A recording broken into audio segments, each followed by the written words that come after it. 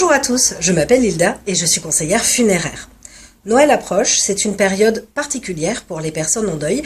C'est pourquoi aujourd'hui je voulais vous offrir une minute coquelicot un petit peu particulière elle aussi et vous parler d'une plante à la fois mythique et bien réelle. C'est un symbole de mort, de vie et d'espoir en même temps. Il s'agit de la rose de Jéricho. Alors elle n'a rien à voir avec les roses classiques européennes que nous connaissons. C'est une plante du désert de la même famille que le chou et la moutarde et elle est notamment utilisée en médecine douce mais aussi dans la fabrication de cosmétiques. La rose de Jéricho vient des zones désertiques comme le Maroc, la Jordanie, la Palestine et elle est devenue championne dans l'art de se passer de l'eau.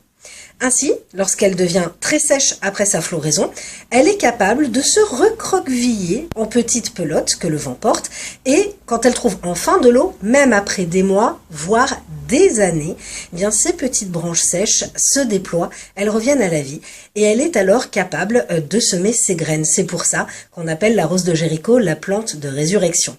Alors non. Elle ne revient pas d'un état de mort, mais elle se met en dormance comme si elle mettait toute son existence sur pause avant de la reprendre. Alors bien sûr, avec de tels pouvoirs, elle a alimenté beaucoup de légendes.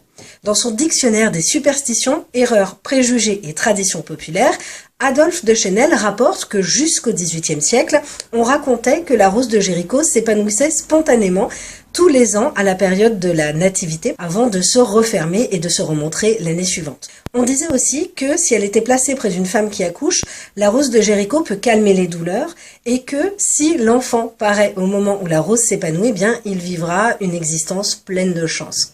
Alors traditionnellement, et au vu de sa longévité, on pouvait se passer la rose de génération en génération. Mais vous pouvez vous-même faire cette expérience parce que la rose de Jéricho, vous pouvez la trouver dans des boutiques spécialisées ou sur internet. Et donc si vous voulez la voir s'épanouir, il suffit par exemple de la placer dans une coupelle avec de l'eau tiède si vous voulez faire une expérience rapide ou de l'eau froide si vous voulez prendre le temps et méditer devant elle. J'espère que cette minute coquelicot vous aura apporté un petit peu de douceur. On se retrouve l'année prochaine.